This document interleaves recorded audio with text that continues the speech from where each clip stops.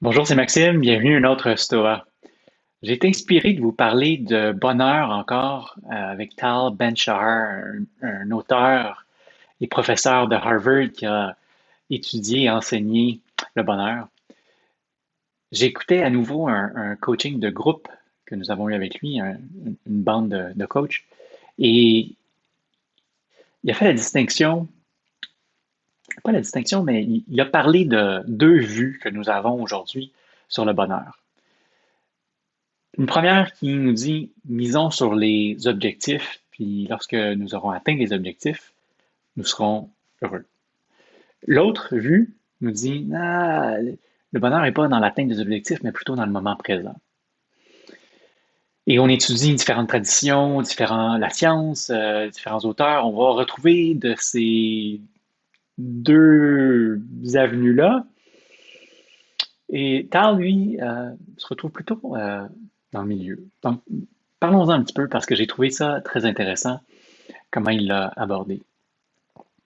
Et ça m'a inspiré un paquet d'autres idées qui sont venues pour moi de d'autres lectures et d'autres enseignements. Donc, d'un côté, est-ce que d'atteindre des objectifs, on va trouver le bonheur?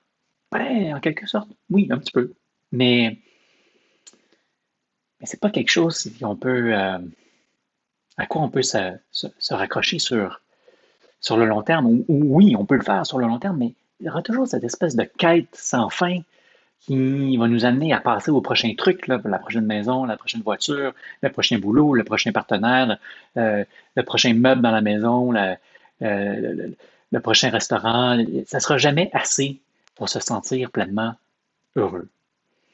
Et les évidences, si c'est un mot français, les evidence, sont là, comme quoi que regardons par exemple les athlètes ou les superstars ou les entrepreneurs à succès, plein qui sont pas heureux.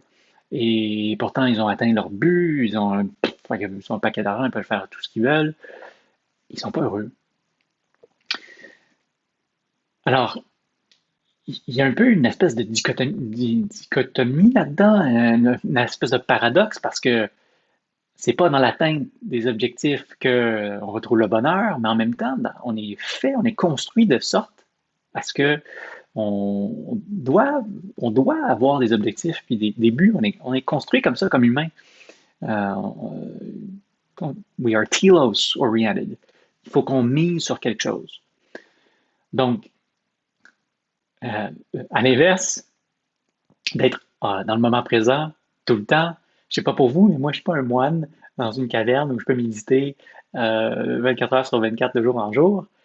Alors, c'est difficile de miser uniquement sur le moment présent dans nos vies. On est des gens ordinaires, après tout. On a des boulots, des familles, des trucs à faire. Donc, Tal dit peut-être que la réponse se retrouve dans le milieu. Peut-être qu'on doit réconcilier ces deux vues-là que nous avons aujourd'hui sur le bonheur. Puis plutôt que de miser uniquement sur l'objectif, de mettre l'emphase sur le processus. Comment je vais m'y rendre? Quelles sont toutes les étapes, tous les actions, tous les sentiments qui vont m'amener à atteindre cet objectif-là. Et je trouve ça très beau parce que ça me rappelle Aristote, ça me rappelle aussi d'autres auteurs plus modernes qui faisaient une distinction entre a process goal and a product goal. Donc, un process goal, c'est d'avoir uniquement le truc, l'objectif en tête, alors que le process goal, c'est d'avoir un objectif de miser sur les différentes étapes dans l'atteinte de l'objectif. Donc, c'est fascinant comme conversation, ça m'inspire beaucoup, ça me rappelle plusieurs traditions aussi, stoïques, bouddhistes, des notions spirituelles. Il y a plusieurs choses là-dedans. Et un autre truc qui me vient, c'est aussi le fait qu'il y aura certainement des obstacles en cours de route. Donc, je mise sur le moment, plutôt sur le processus, j'ai l'objectif en tête, j'ai un obstacle qui se présente, une embûche, un mur qui se lève.